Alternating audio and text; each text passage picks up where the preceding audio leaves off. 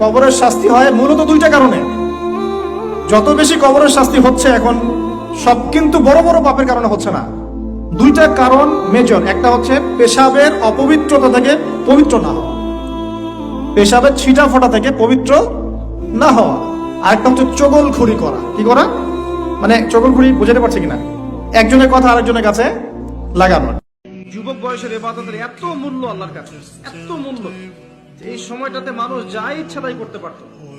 যুবক শ্রেণী আল্লাহকে ভয় করে, তার রাসূলকে ভালোবেসে, রাসূলের সুন্নাহগুলোর উপর আমল করলে, নামাজ পড়লে, রোজা রাখলে, তাহাজ্জুদ পড়লে, জিকির করলে, সৎ কাজের আদেশ করলে, অসৎ কাজে নিষেধ করলে, জ্ঞান অর্জন করলে, তিলাওয়াত করলে, এক কথায় ন্যায়ের পথে থাকলে আল্লাহ পাক অফুরন্ত নেকি পুরস্কার দিবেন। সাইয়্যিদুল ইস্তিগফার আমার সাথে বলবেন, আল্লাহুম্মা আনতা রাব্বি লা ইলাহা ইল্লা আনতা খলাকতানি আনা আবদুক ওয়া আনা আলা আহদিক ওয়া ওয়া'দিকা মাসতাতা'ত আউযু বিকা মিন শাররি মা সানা'ত আবুউ লাক বিনি'মাতিকা আলাইয়া ওয়া আবুউ বিযানবি ফাগফিরলি ফাইন্নাহু লা ইয়াগফিরুয যুনুবা ইল্লা আনতা।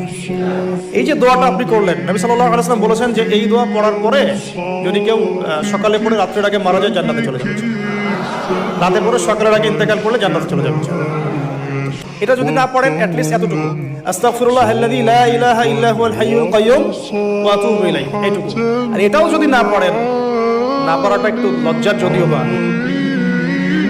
যদি না পড়েন তাহলে বলবেন আস্তাগফিরুল্লাহ ওয়া আতুবু ইলাইহি, আস্তাগফিরুল্লাহ ওয়া আতুবু। আল্লাহ পাক বলেছেন, হে আদম সন্তান, আমি তোমাকে ভালোবাসি আর এটা আমার হক যে তুমিও আমাকে ভালোবাসবে। আর আল্লাহ বলেছেন, যদি তোমরা আমাকে সত্যিকার অর্থেই ভালোবাসো, কুল ইন কুনতুম তুহিব্বুনাল্লাহ ফাত্তাবিউনি, যদি তোমরা সত্যিকার অর্থে আল্লাহকে ভালোবাসো, আল্লাহর ভালোবাসা পেতে চাও, তাহলে একটা কাজ করো। কি করো? ফাত্তাবিউনি, কার অনুসরণ করো? মুহাম্মদুর রাসূলুল্লাহ সাল্লাল্লাহু আলাইহি। এই দোয়াটা সবাই শিখে নেন।